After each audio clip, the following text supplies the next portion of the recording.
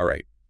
Diving into the world of cannabis today. Definitely a fascinating one. Yeah, and we're specifically looking at, the part that gets you high, like all the psychoactive effects, and really going to zero in on THC. Right. We're going to unpack some excerpts from the Wikipedia article on cannabis Okay. and, really figure out just how those effects happen and what makes different types of cannabis unique in their psychoactivity.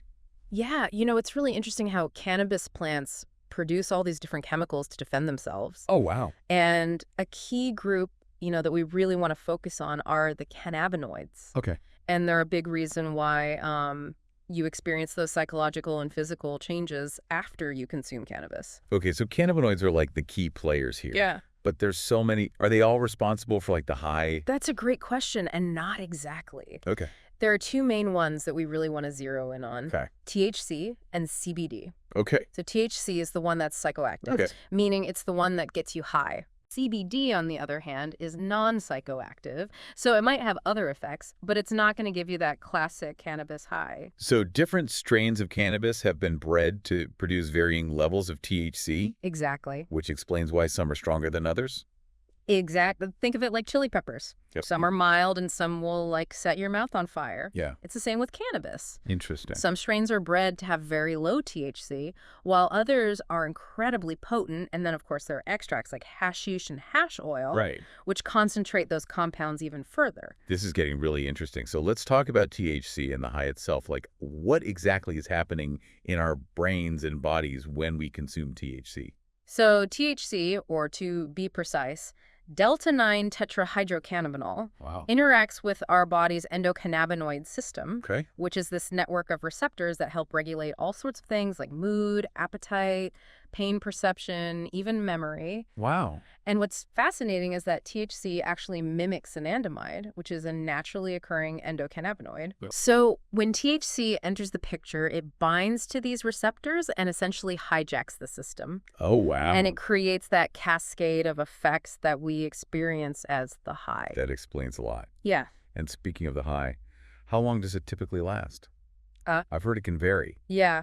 Yeah, it really depends on a few factors. Okay. Especially how it's consumed. Okay. Like if you're inhaling cannabis, Right. the effects come on really quickly. Okay. But they tend to wear off faster too, usually within a few hours. Okay. And that's because THC is absorbed directly into the bloodstream through the lungs. What about edibles? Edibles are totally different. Okay. When you eat cannabis, THC is processed by the liver Oh. and converted into a metabolite called 11-hydroxy-THC. Okay. And this metabolite is actually more potent Oh, wow. and has a longer half-life than THC itself, Interesting. which is why the effects of edibles can last much longer, Yeah. sometimes even up to 8 hours or more. Wow. So it's not just the THC level, but it's also how it's processed in the body that makes a difference. Exactly. So even after that main high fades, are there any lingering effects from the THC? That's where it gets really interesting. Yeah. The Wikipedia article mentions that THC can have these subtle, lingering psychoactive effects even after that initial high subsides. So you might not feel high in the traditional sense, Right. but these subtle effects could impact things like your reaction time or decision-making abilities, especially for several hours after you've consumed. Wow. Yeah. So it's definitely something to keep in mind, especially if you're planning to do anything that requires focus or coordination. Definitely. Yeah, for sure. But getting back to the different types of cannabis, we often hear terms like sativa and indica thrown around. Right. What's the deal with these classifications? Yeah. Does it really tell us anything about the high we can expect?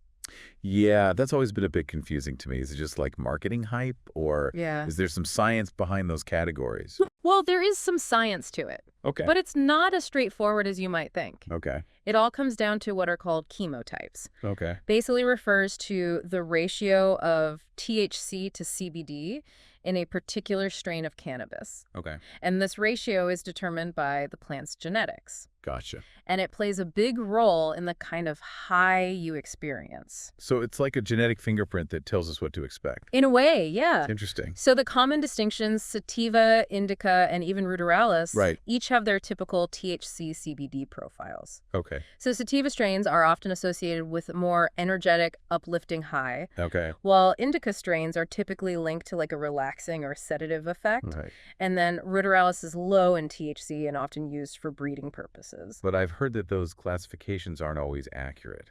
You're right to be skeptical. Okay. While these distinctions can be helpful guidelines, Okay. it's important to remember that strain names don't always accurately reflect the plant's effects. If The article even gives an example of this. Oh, A strain called Jamaican lamb's bread was long thought to be a sativa, right. but testing revealed it's predominantly indica. Oh, wow. Yeah. So how can you really know what kind of experience to expect from a particular strain then? That's a great question. Yeah. And it really highlights the importance of lab testing. Okay. Reputable dispensaries and producers will often have their products tested Okay. to determine the exact cannabinoid and terpene content. Right. And this information can give you a much more accurate picture of the potential effects than just relying on the strain names alone. Okay. So lab testing is key. For sure. But you mentioned terpenes. What are those? Oh, terpenes are so fascinating. Okay. They're aromatic compounds found in many plants, Right. including cannabis. Right. They're what give flowers their scents, Right. fruits their aroma, Okay. even some spices their pungency. Interesting. In cannabis, terpenes contribute to the unique aroma and flavor of each strain.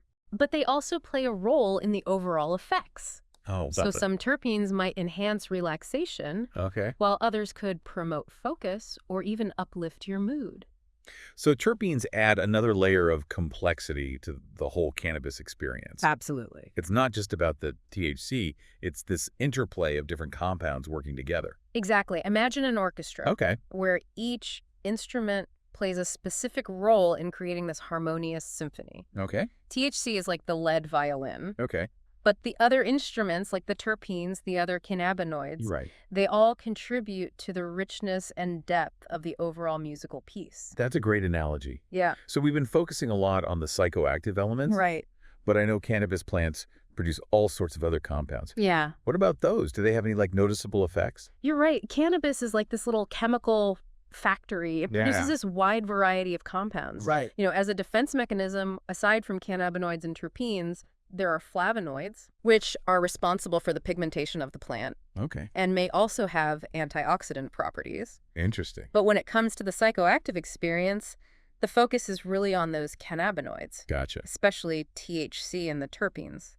So understanding these key players, the THC, the CBD, and the terpenes, is crucial for anyone who wants to have a more tailored cannabis experience. For sure. It's about making informed choices and knowing what to expect. Exactly. This knowledge empowers you to be a more informed consumer, Right. just like you wouldn't pick a random bottle of wine off the shelf without knowing anything about it. Right.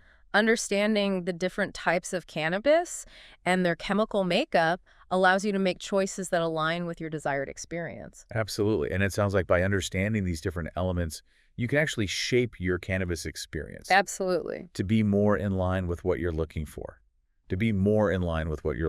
Exactly. For example, let's say you're looking to relax after a long day. You might choose a strain or product that's higher in CBD Right. and features terpenes known for their calming effects like linalool, Interesting. which is also found in lavender. Oh, wow. So you could potentially use this knowledge to select cannabis products for specific purposes like relaxation or focus. Absolutely. If you're seeking a boost of creativity, Okay. you might explore a sativa-dominant strain with terpenes like pine, Right. which is associated with alertness and memory enhancement, Right. or limon, known for its mood-boosting properties. So it's really about becoming a more discerning consumer, educating yourself about the different compounds in cannabis, Yeah, and then making choices that align with your needs and preferences. precisely. It's about moving beyond just getting high Right. and appreciating the incredible complexity and diversity that the cannabis plant has to offer. This has been a fascinating deep dive into the world of THC and cannabis. It really has. We've explored how THC interacts with our bodies,